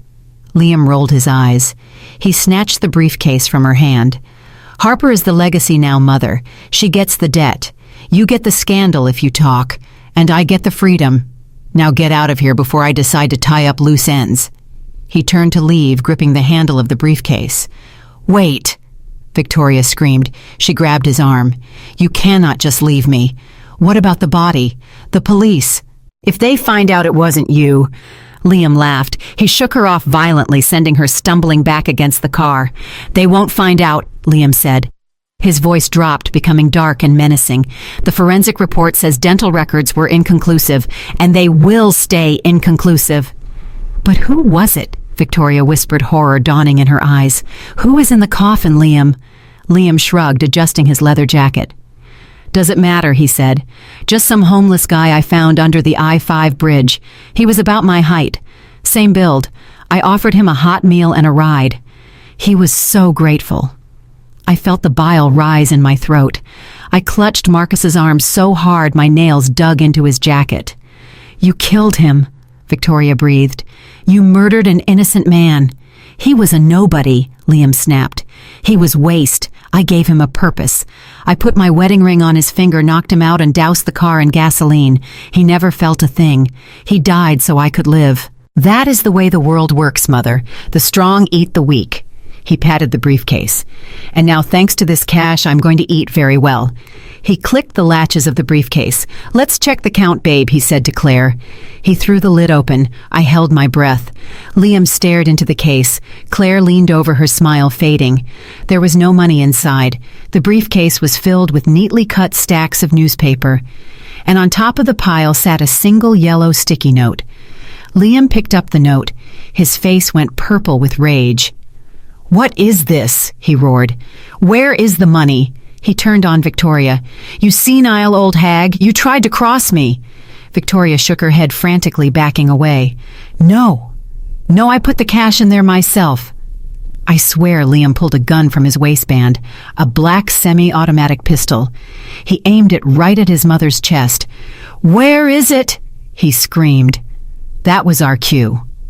Marcus stepped out from behind the forklift. He didn't look scared. He looked like an avenging angel. It is in a donation box for the homeless shelter, Liam Marcus said. His voice boomed through the warehouse. I swapped it out of the safe 3 days ago. I figured the man you burned alive deserved the money more than you did. Liam spun around the gun, wavering between Victoria and Marcus. Marcus, he hissed, you are supposed to be the fall guy. Why aren't you running? Because I am not the one who needs to run, I said. I stepped out into the light, moving to stand beside Marcus. I held my phone up, the recording light pulsing a steady red. Hello, Liam. Hello, Claire. Liam stared at me. His mouth opened and closed. He looked at the phone, then at me. Harper, he stammered. I smiled. It was the same cold smile I gave Victoria in the hallway. I heard everything, Liam. The confession, the murder, the fraud. And so did the FBI agent, who is listening to this live stream right now. Liam's face went pale. He looked at the exits.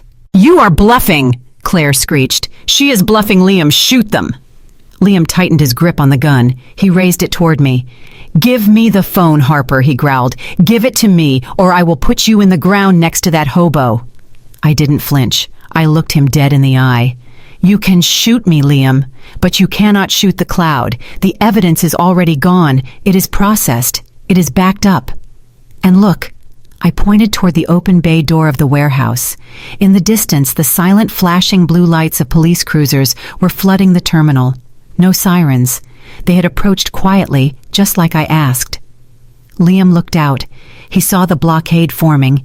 He saw the tactical teams moving in the shadows. He lowered the gun, his shoulders sagging. The arrogant golden boy crumbled in an instant. "It is over," I said. Liam looked at Claire. She was backing away from him, shaking her head. I didn't know she cried. I didn't know he killed anyone. He told me it was a cadaver from the medical school. She was already turning on him. Rats on a sinking ship. Liam looked at Victoria. She was huddled by the car, weeping, her face buried in her hands. Then he looked at me. "Harper, be reasonable," he pleaded. His voice cracked. "We can cut a deal. The trust fund, your grandmother's money. We can use it to hire the best lawyers. I am your husband. You love me." I laughed. It was a genuine laugh this time, a laugh of pure, unadulterated freedom. "My husband died in a car accident 3 days ago," I said. "You are just the monster who stole his name." I turned to Marcus. "Let's go," I said. "I have some paperwork to finish." We walked away as the SWAT team swarmed the building. I didn't look back when I heard the shouts of police get down. I didn't look back when I heard the handcuffs clicking. I walked out into the rain, and for the first time in 3 years, the air tasted clean. Liam held the gun steady, his knuckles white against the black metal. The rain hammered against the tin roof of the warehouse, creating a cacophony that matched the chaos in his eyes. He was cornered, he was broke, and he was dangerous. "You think you have won?" Liam shouted, his voice cracking. "You think because you swapped the cash I am finished? I still have the offshore accounts. I still have the cryptocurrency. I can still disappear." He took a step back toward the shadows, dragging Claire with him. She was sobbing now, her mascara running down her face in dark streaks. "I am leaving," Liam announced, "and if anyone follows me, I will shoot her." He pointed the gun at Claire, his own partner, his mistress. It didn't matter to him. Everyone was disposable. Marcus looked at me. I gave him a barely perceptible nod. It was time for the encore. "Wait, Liam," Marcus said, his voice cutting through the noise. "Before you go, you should say goodbye to your audience." Liam paused, confused. "Audience." Marcus tapped a command on his phone screen. Suddenly the warehouse was flooded with light. But it wasn't the red and blue of police sirens yet. It was a stark, blinding white light coming from a portable projector Marcus had rigged on top of the forklift. The beam hit the side of a white shipping container behind Liam, turning the corrugated metal into a massive movie screen. But it wasn't playing a movie. It was playing a video feed. Liam squinted against the glare, turning his head to look at the screen. His jaw dropped. The image on the wall was us. It was a live feed of this exact moment. Me standing there, Marcus holding his phone, and Liam holding a gun to Claire's head. But framing the video were graphics, news tickers, social media comments scrolling by at a dizzying speed. "What is this?" Liam whispered. I took a step forward, my heels echoing on the concrete. "Marcus didn't just record this for the police, Liam," I said calmly. "He hacked the digital billboard network in downtown Seattle. And for good measure, he patched the feed into the jumbo screen at Westlake Center." I pointed to the projected image. "Look at the timestamp, Liam. You are live, right now. Thousands of people are watching you. They see the gun. They see the mistress. They see the man who is supposed to be dead." Liam stared at the screen in horror. He saw the comments rolling in. "Is that Liam Vance? I thought he died. He has a gun. Call 911. That is his wife standing there. He is trying to kill her." The illusion of his perfect victimized life shattered in real time. He wasn't the tragic hero anymore. He was a monster broadcast in high definition to the very city he tried to fool. "Turn it off!" Liam screamed. "Turn it off!" He waved the gun wildly at the projector, firing a shot. The bullet sparked against the metal container, but the image remained. "You cannot shoot the truth," I said. Liam panted, his chest heaving. "It doesn't matter. I will leave. I have money in the Caymans. I have the Horizon Ventures account. I will go where nobody knows me." He lowered the gun and turned to run toward the bay doors. "That is where you are wrong, Liam," I said. My voice was not loud, but it stopped him in his tracks. I didn't yell. I didn't scream. I used the tone I used in boardrooms when I delivered a forensic audit that sent CEOs to prison. "You seem to have forgotten who you married," I said. Liam turned back slowly. "I am a forensic accountant, Liam. I track money for a living." "Did you really think I wouldn't notice when you started siphoning funds 6 months ago?" Liam's eyes narrowed. "You noticed, but you couldn't stop it. The accounts are encrypted." I smiled. It was a smile of pure professional satisfaction. "Encryption only works if you have the key," I said. "And you, my dear husband, used your birthday as your password for everything." I pulled my phone out of my pocket and held it up. 2 days ago, while you were hiding in that motel, waiting for the insurance payout, I accessed the Horizon Ventures account. I accessed the crypto wallet. I accessed the shell company in Panama. Liam went pale. "No, you are lying. I didn't just watch the money, Liam." I continued, stepping closer. I flagged it. I filed a suspicious activity report with the Treasury Department under the Patriot Act. I reported the funds as proceeds of wire fraud and potential terrorism financing. "Terrorism," Liam sputtered. "That is insane." "It is effective," I countered. "Do you know what happens when a federal freeze order is placed on an account, Liam?" I took another step. "It means the assets are locked, instantaneously, globally." I swiped my thumb across my phone screen. I checked the balance 5 minutes ago. "Your Cayman account, 0 access. Your crypto wallet, frozen. Your credit cards, declined." I stopped 3 feet away from him. I wasn't afraid of the gun anymore. A man who has lost his money has lost his power. You are not going to Panama, Liam. You don't have enough money to buy a bus ticket to Tacoma. You are destitute. You are bankrupt. And you are live on camera admitting to murder. Liam looked at me. He looked at the empty briefcase. He looked at the giant screen showing his terrified face to the world. The realization hit him like a physical blow. The narcissist's greatest fear had come true. He wasn't special. He wasn't a genius. He was just a broke criminal who got outsmarted by his wife. "You ruined me," he whispered. "No," I said softly. "I just audited you. And you failed." The sound of sirens finally pierced the air. Not 1 or 2, but a symphony of them.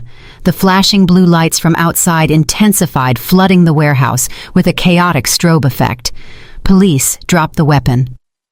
The voice came from a megaphone outside. "Drop it now." Liam looked at the gun in his hand. For a second, I thought he might use it on himself. It would be the final dramatic exit he craved. But he was a coward. Cowards don't choose the hard way out. He dropped the gun. It clattered loudly on the concrete. He fell to his knees, putting his hands on his head. Claire collapsed beside him, sobbing into the dirty floor. I watched as the SWAT team breached the perimeter. Men in tactical gear swarmed the warehouse, their boots heavy on the ground. They shouted commands, moving with precision. They tackled Liam, pressing his face into the dirt. They cuffed his hands behind his back, the same hands that had held me, the same hands that had signed the fake checks. I stood still amidst the chaos. An FBI agent approached me. He was the contact I had sent the location to. "Mrs. Vance," he said, lowering his rifle. "Are you injured?" I looked at him. I looked at Liam being dragged away, screaming obscenities at his mother. I looked at Victoria, who was being read her rights by another officer. I looked at Marcus, who was leaning against the forklift, finally lowering his phone. "No," I said. "I am not injured." I looked down at my hands. They were steady. "I am just finished." I walked over to Marcus. He didn't say anything. He just offered me a cigarette. I didn't smoke, but I took it anyway. I held it unlit just to feel something different in my fingers. "We did it," Marcus said quietly. I watched the police car doors slam shut on my husband. "He wanted to be famous," I said, looking at the giant projection on the wall, which was now showing the police feed. "He wanted to be a star." Marcus smirked. "Well, he is trending on Twitter." I turned away from the scene. The adrenaline was fading, replaced by a deep, bone-weary exhaustion. But underneath the tired, there was peace. The debt was gone. The toxic family was gone. The lies were gone. I walked out of the warehouse into the cool night air. The rain had stopped. The clouds were breaking, revealing a sliver of the moon. I pulled out my phone one last time. I opened my bank app. I looked at the balance of my trust fund. $4.2 million. Untouched. Safe. I looked at the text thread with Liam. I selected all the messages. I am alive. Don't trust Marcus. Send the money. I pressed delete. Then I blocked the number. I hailed a cab at the edge of the terminal. The driver looked at me, a woman in a black dress standing in an industrial wasteland in the middle of the night. "Where to, lady?" he asked. I looked back at the warehouse one last time, then turned to face the city skyline. "Take me to the airport," I said. Not to run away, but to go on a vacation, a real one, somewhere warm, somewhere with no cell service. As the cab pulled away, I closed my eyes. The nightmare was over. The audit was complete, and the balance sheet of my life finally showed a profit. The flashing blue and red lights of the police cruisers bounced off the wet pavement of the shipyard, creating a strobe light effect that made the scene look like a nightmare in slow motion. I stood by the open bay door of the warehouse, the cold wind whipping my hair across my face, watching the systematic dismantling of the Vance dynasty. It was not a tragedy. It was a liquidation.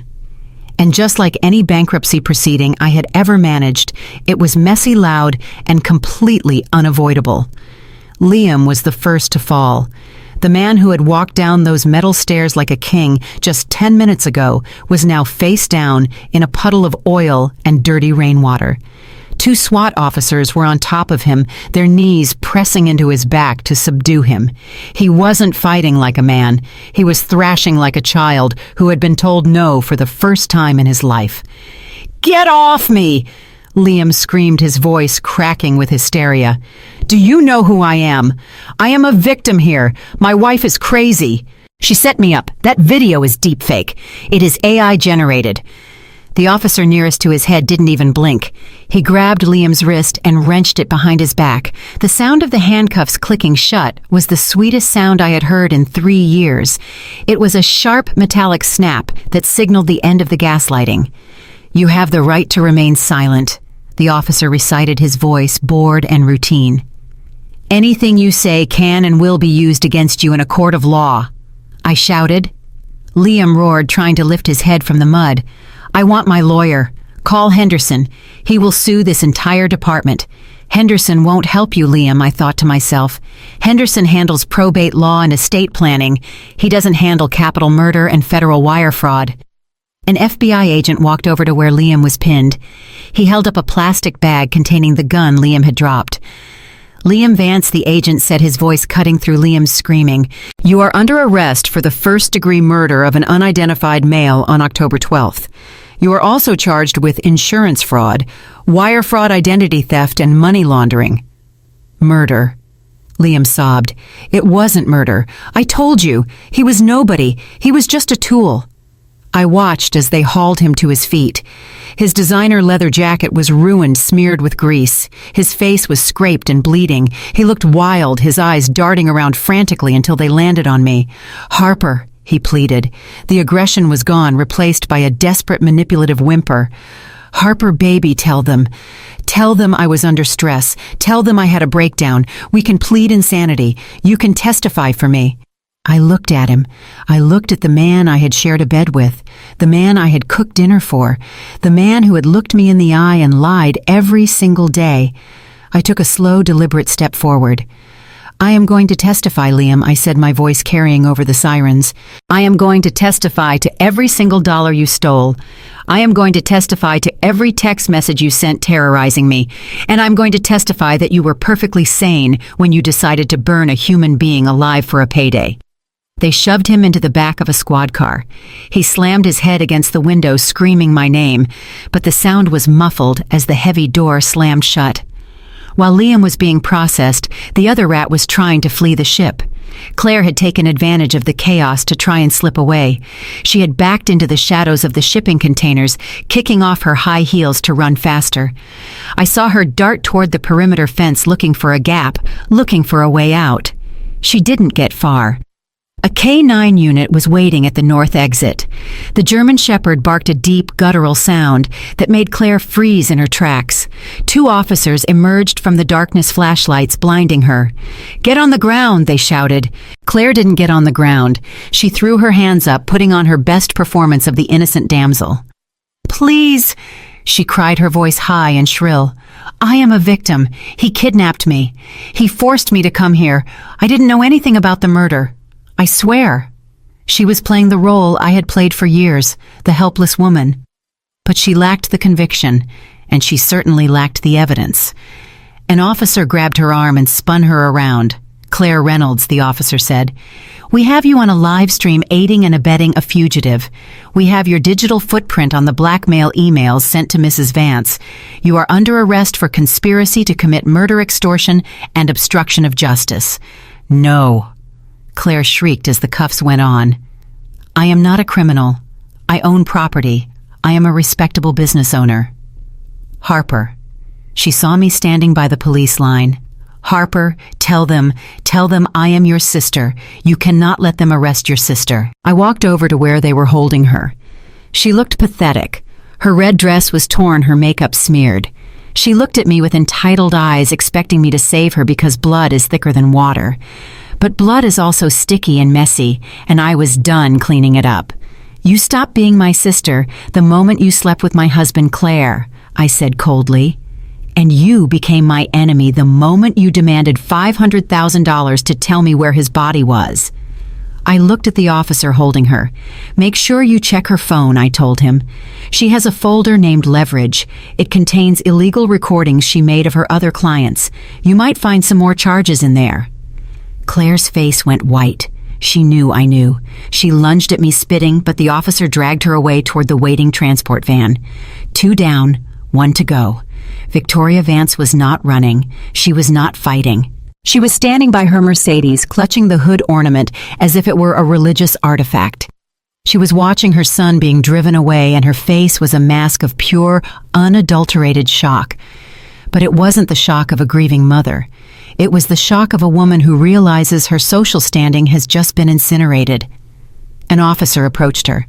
"Ma'am, turn around and place your hands behind your back." Victoria whipped her head around, her eyes blazing with indignation. "Do not touch me," she hissed. "Do you know who my husband was? I am Victoria Vance. I am a pillar of this community." "You are a suspect in a felony investigation," the officer said, unimpressed. He reached for her wrist. Victoria pulled away, slapping his hand. "Assault on an officer," the policeman said calmly. "That is another charge." They swarmed her then. It took 2 of them to get her hands behind her back because she was flailing, kicking, and screaming. "It is a mistake," she wailed. "I didn't know. He lied to me. I am the victim here." Then she saw Marcus. Marcus was still standing by the forklift, watching the scene with a cigarette in his hand. He looked calm. He looked vindicated. Victoria's eyes locked onto him, and her face twisted into a snarl of pure hatred. "You!" she screamed. "You did this, you ungrateful street rat! You set him up! You poisoned him against me!" She struggled against the officers trying to lunge at Marcus.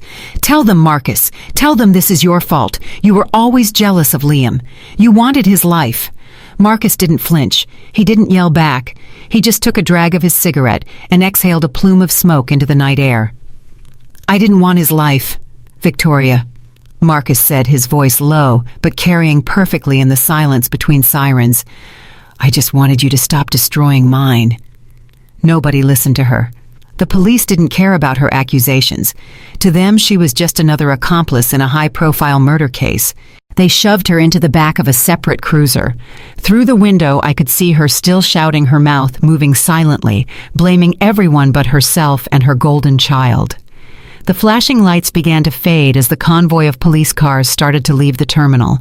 The ambulance arrived to collect the remains of the homeless man from the evidence records, a somber reminder of the real cost of Liam's greed. I stood there with the FBI agent watching the taillights disappear. "What happens to the assets?" I asked him. The agent checked his notes. Everything is seized under the RICO Act, Mrs. Vance. Since the money used to pay for the house, the cars and the lifestyle was commingled with the laundered funds, the government takes it all. The mansion on Mercer Island, the Mercedes, the accounts. It will all be auctioned off to pay restitution to the victims of Liam's previous frauds and to the family of the deceased victim. I nodded. It was fitting. Victoria loved things more than people. Now she would have neither. And what about my liabilities, I asked. The debt Liam put in my name. The agent smiled. Since we can prove the loans were obtained through identity theft and fraud, and since you cooperated with the investigation to bring down the ring, the debts will be discharged. Your record will be scrubbed. You are in the clear, Harper. I felt a weight lift off my shoulders that I hadn't realized I was carrying. It wasn't just the financial debt. It was the emotional debt. The obligation I felt to fix them, to save them, to please them. It was all gone. Discharged. I turned to look for Marcus. He was walking toward me, hands in his pockets. "You okay?" he asked. I looked at the empty warehouse. I looked at the spot where Liam had stood. "I am better than okay," I said. "I am solvent." The next morning the story broke. It wasn't just a local news segment. It was national. Seattle socialite and son arrested in live-streamed murder plot. The dead husband who wasn't inside the Vance family scandal. I sat in my office at the penthouse drinking coffee, watching the news on my tablet. The headlines scrolled across the bottom of the screen. Victoria Vance denied bail due to flight risk. Liam Vance facing the death penalty or life without parole. Claire Reynolds cooperates with authorities, turning over terabytes of evidence. The news footage showed the police raiding the Mercer Island estate at dawn. I watched as they carried out boxes of files, paintings, and jewelry. I watched as they towed Victoria's beloved vintage Jaguar. I watched as they put a padlock on the front gate. It was a total dismantling. My phone buzzed. It was a notification from my bank. Incoming wire transfer, $500, $1,000. Sender, Global Life Insurance Company. Memo reward for fraud detection and prevention. I stared at the number. $500,000. It was the exact amount Claire had tried to blackmail me for. It was the exact amount of debt Liam had tried to saddle me with. The universe, it seemed, had a sense of humor.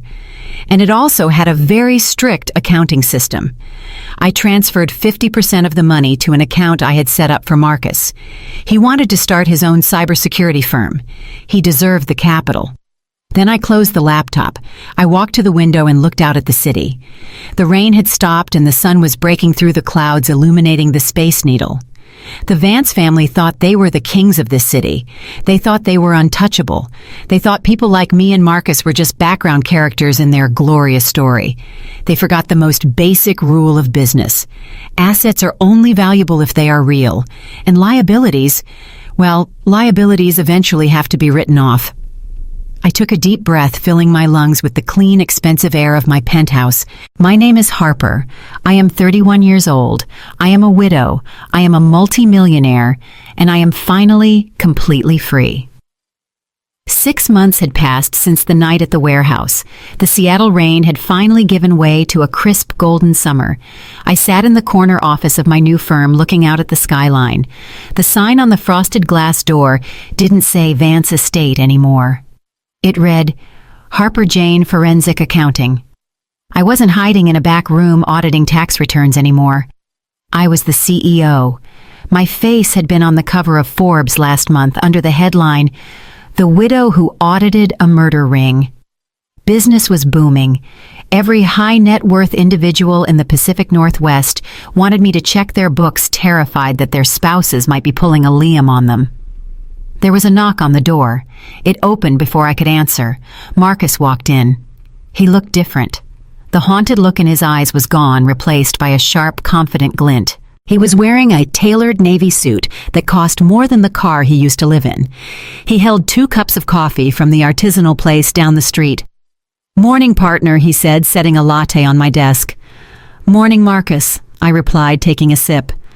"How is the cybersecurity division doing?" Marcus sat in the leather chair opposite me, crossing his legs comfortably. "We are overbooked," he said with a grin. "That vulnerability assessment we ran for Microsoft last week, they want to put us on a retainer. a 7-figure retainer. I smiled. 6 months ago, Victoria had called him a useless street rat. Now he was one of the most sought-after white hat hackers in the country. We weren't a couple. We were something stronger. We were a fortress. 2 people who had been discarded by the same toxic family who built an empire on the ruins of their rejection. Marcus pointed to a white envelope sitting unopened on my desk. It had the stamp of the Washington State Penitentiary in the corner. "Another one?" Marcus asked. I nodded. "It arrived this morning." Marcus picked it up, weighing it in his hand. "You haven't opened it." "I don't need to," I said. "I know what it says." Liam wrote once a week. The letters were always the same, pages and pages of scribbled narcissism. Sometimes he blamed me. Sometimes he begged me. He claimed he found God. He claimed he was writing a memoir. He claimed he still loved me. "He is delusional," Marcus said, tossing the envelope back onto the desk. "He thinks if he writes enough words, he can rewrite reality. He doesn't understand that the audit is closed," I said. I looked at the sleek modern coffee table in the center of my seating area. One of the legs was uneven. It had been annoying me all morning, wobbling every time I set a book down. I picked up the letter from prison. I didn't open it. I didn't look at the handwriting. I walked over to the table and knelt down. "What are you doing?" Marcus asked, amused. I folded the envelope in half. Then I folded it again. It was thick, substantial. The perfect wedge. I slid Liam's letter under the wobbly leg of the table. I gave the table a shake. It was rock solid. Finally, I said, dusting off my hands, "He is useful for something." Marcus laughed, a deep, genuine laugh that filled the room. "You are cold, Harper." "I am practical," I corrected him. My phone chimed on the desk. A distinctive notification sound I had set for only one thing. I picked it up. It was an email from the Global Life Insurance Company. Subject: reward payment processed. I opened the attachment. "Dear Ms. Vance, we are pleased to inform you that your reward for assisting in the prevention of a major fraudulent claim has been deposited. Thank you for your cooperation." I opened my banking app. The balance had updated. $500,000. It was the exact amount Liam had tried to saddle me with in debt. It was the exact amount Claire had demanded in blackmail. And now it was mine. A bonus. A tip from the universe for taking out the trash. I turned the phone screen to show Marcus. "Looks like the bonus hit," I said. Marcus whistled low. $500,000. What are you going to do with it?" I looked around my office. I looked at the city below, where people were rushing to work, worrying about bills, worrying about their relationships. I used to be one of them. I used to worry if I was enough. "I am going to buy a boat," I said impulsively. "A boat?" Marcus raised an eyebrow. "You get seasick." I smiled. "I wasn't going to sail it. I am going to name it the Liam," I said. "And I am going to let it sit in the harbor and rot, just so I can watch it depreciate." Marcus shook his head, still smiling. "You are terrifying." I walked back to the window. The sun was hitting the glass, creating a prism of light on the floor. I thought about the text message that started it all, the vibration in my pocket at the funeral, the fear, the confusion. I am alive. Trust no one. Liam was wrong about a lot of things. He was wrong about me. He was wrong about Marcus. He was wrong about his own intelligence. But he was right about one thing. Trust is a liability. Verification is an asset. I turned back to Marcus, my business partner, my friend, the only person who knew where the bodies were buried, because he helped me dig the grave for the lies. "Ready for the 10 o'clock meeting?" I asked. Marcus stood up, buttoning his jacket. "Born ready." I grabbed my tablet and walked toward the door. I paused at the coffee table, glancing down at the folded envelope under the leg. It was holding up my furniture. It was supporting my success. I stepped out into the hallway, leaving the dead husband exactly where he belonged, under my feet. The text message said, "Trust no one." But as I walked into the boardroom, flanked by the best hacker in the city and backed by $5 million in liquid assets, I realized I had a better motto. Trust yourself, and trust the numbers, because the numbers never lie. The most profound lesson from Harper's journey is that financial independence is the ultimate form of self-defense. For years, Harper played the role of the good wife and the peacekeeper, dimming her own light to fit into a family that only valued her for what they could extract from her. The Vances mistook her silence for compliance and her kindness for weakness. They believed that because she was quiet, she was clueless. This is a trap that many empathetic people fall into, giving the benefit of the doubt to those who only offer doubt without benefit. However, Harper's victory teaches us that blind loyalty is a liability. In a world full of Liams and Victorias, intuition is your first warning system, but the numbers are your shield. Harper survived not because she screamed the loudest, but because she prepared the hardest. She understood that while emotions can be manipulated, bank statements, timestamps, and digital footprints cannot. She kept a part of herself, her trust fund, and her true identity sacred and separate. Ultimately, the story reminds us that we must audit our relationships just as strictly as we audit our finances. If the emotional math doesn't add up, if the withdrawal of energy exceeds the deposit of love, it is time to freeze the account.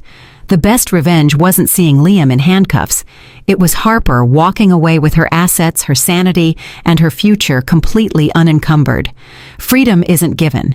It is calculated, protected, and when necessary, seized back. Have you ever had to secretly prepare an escape fund or keep a safety net that your partner or family didn't know about? Let me know your story in the comments below, and don't forget to like and subscribe for more stories of justice served cold.